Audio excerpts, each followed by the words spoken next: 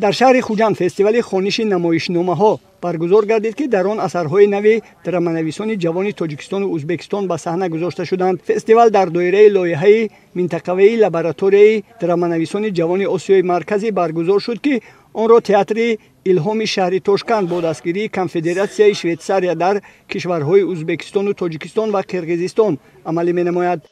با دستگیری مرکز تشکیلات ابتدا و دفتر شویتساریا در تاجیکستان یک لایحه جدید روی کار آمده شده است. آن هم خوانش 4 اثری تازه ایجاد که از جانب دراماتورگان جوان که در سال 2024 در جمهوری ازبکستان سری هم آمده بودند و آنجا یک اثر ایجاد کرده بودند، امروز در تئاتر کمال خوجندی همین 4 اثر نمایش داده می شود. این اولین بار چنین رمزی نمایش پیش می گردد، یعنی که نمایش چیتکه، یعنی که اکترها می خوانند و در این وقت در ابرز در حرکت هستند. لایحه بر رشد دراماتورگی معاصر، دستگیری آوازهای نو و فراهم آوردن امکانیت برای رشد کسبی نویسندگان جوان روانه شده است. این فستیوال ادامه قسمت تعلیمی و ایجادی لایحه می باشد که در دایره آن 25 نمایشنامه ایجاد شده، 9 تای آنها در شهر تاشکند معرفی شدند. حالا لایحه در جمهوری‌های تاجیکستان و قرقیزستان گسترش می‌یابد.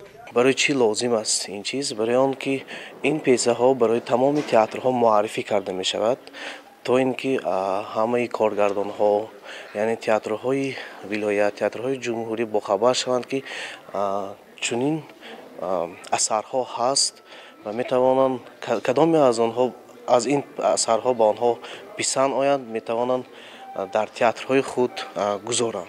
یعنی معرفی اثرهای نو برای تمام تئاترها است.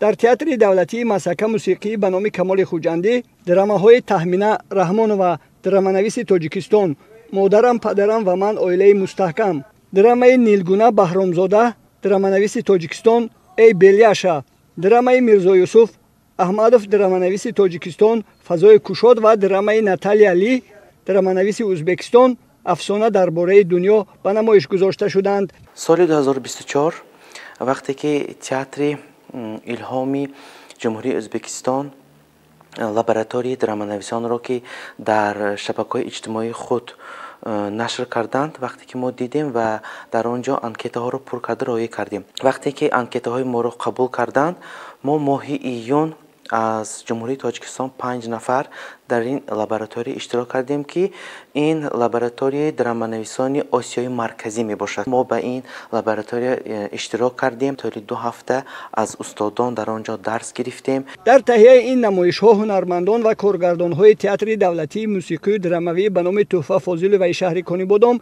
تئاتر دولتی موسیقی تماشابین جوانی به نام عادل جان نظرف شهر خوجند و تئاتر دولتی مسکه موسیقی به نام کمال خوجندی دراماها را در فرمت چیتکه پیشکش بیننده ها کردند.